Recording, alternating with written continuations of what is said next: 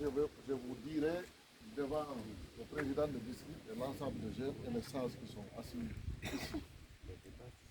Nous sommes tous citoyens guinéens.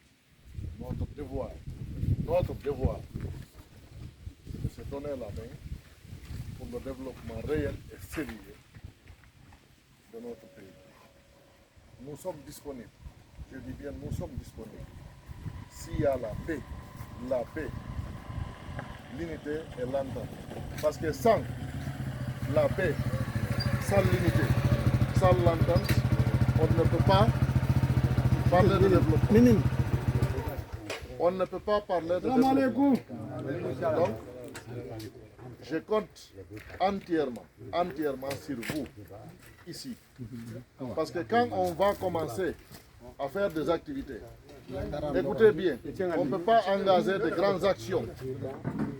grandes actions, sans consulter des banques, des grandes banques dans le monde, des investissements. Et les banques là ne vont jamais investir s'il n'y a pas la paix, il n'y a pas l'unité, il n'y a pas l'entente. Ils ne le feront pas. L'argent a peur du bruit.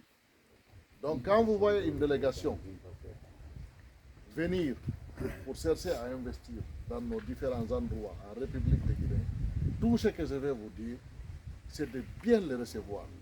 Bien les recevoir. Donner de l'eau à boire. C'est le plus facile du monde.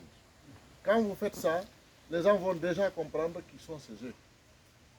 Et si tout le monde trouve la paix, l'unité et l'entente entre les citoyens d'abord ici. Parce que ce que nous voyons ici, il y a l'unité, il y a l'entente entre vous d'abord. Si on vient ici, on trouve que chacun est de l'autre côté, ça discute, il n'y a pas de respect. Qui va investir? Personne. Parce que l'argent a peur du bruit. Qui va prendre son argent et amener quelque part où il y a des problèmes? Personne ne le fait. Donc s'il y a l'unité, il y a l'entente, il faut attendre à des investissements. Ça, il n'y a pas de démagogie dans ça.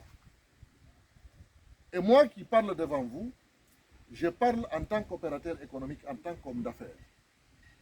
Non seulement nous, on peut pousser, on peut nous-mêmes faire quelque chose, mais on a toutes sortes de relations dans le monde qui peuvent nous aider pour faire le décollage, le développement économique dans le domaine agricole, dans le domaine de l'industrie, dans tous les domaines. Dans tous les domaines. Et pourquoi pas si un jour on voit qu'on peut mettre une véritable industrie ici, que tous ces villages-là soient bien électrifiés. Écoutons-nous. Parce que quand l'État même constate qu'il y a le sérieux, ils vont investir. Et même ils vont investir. Qui va les inciter à faire quelque chose de sérieux? Nous aussi, nous faisons partie, les opérateurs économiques font partie. Parce que quand on dit dans tel endroit, nous voulons faire tel avec nos partenaires, faites-nous ça, envoyez-nous la sécurité, envoyez-nous l'eau, envoyez-nous l'électricité. Vous pensez qu'ils vont rester bras croisés? Ils vont faire.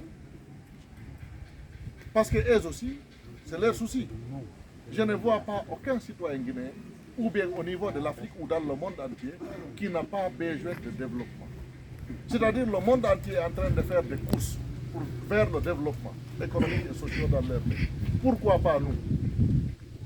Donc, moi je vous prierai, on ne doit plus rester bras croisés. Lèvons-nous, donnons-nous la main, donnons-nous des idées pour travailler. Parce que c'est ça qui est important, c'est ça qui est l'essentiel. Donnons-nous la main, travaillons notre pays. Personne ne viendra développer notre pays.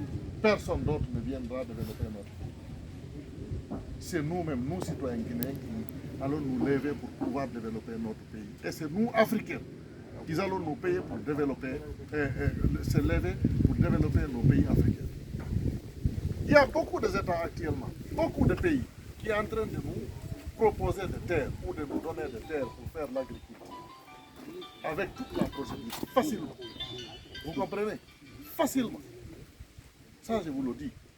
Je viens de montrer même au doyen certaines vidéos, là où les populations, les autorités sont en train de nous accueillir, et sérieusement, dans d'autres pays africains qui n'est pas la Guinée.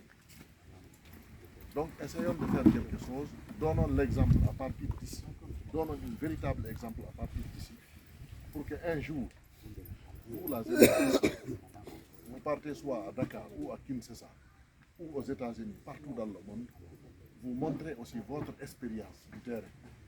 Mais tout ça dépend de vous. Soyez attentifs. tous ceux qui viendront vous faire la formation de tel ou tel, soyez attentifs, respectez, faites la formation. Parce que si vous avez la formation de base, vous connaissez ce que vous faites, vous savez travailler, c'est terminé. Vous allez pousser vous-même vos activités. C'est ce que je voulais vous dire, tout en respectant les sages, tout en respectant les conseils des sages. C'est très très important. Parce qu'en Afrique, c'est ce qu'on connaît et c'est ce qui nous donne la valeur. Nous sommes derrière nos parents. Ceci-là, c'est des parents. Il faut savoir les écouter et les respecter. Je ne dis pas qu'ils ne seront pas en erreur, mais en le disant, il faut le dire poliment et gentiment, il va comprendre qu'il est en erreur, il va rectifier. Donc les parents aussi, les sages aussi, doivent vous prendre, vous jeunes, comme leur propre fils dans la maison. On ne doit pas faire la différence entre le fils de ce sage-là et l'autre qui est là-bas parce qu'il n'est pas son fils. Non, le sage ne doit pas faire la différence. C'est ce qui donne la valeur africaine, c'est ce qui fait la valeur d'Afrique. Nous, ce qu'on connaissait à l'enfance, quand tu gâtes quelque chose, n'importe quel vieux qui te voit, il te corrige tout de suite. Il te corrige tout de suite. Donc c'est ce qu'on doit continuer, c'est ce que nous connaissons. C'est ce qui fait que nous sommes très bien éduqués en Afrique. C'est ce que je voulais vous dire. Allahumma salli ala sayyidina. Merci beaucoup.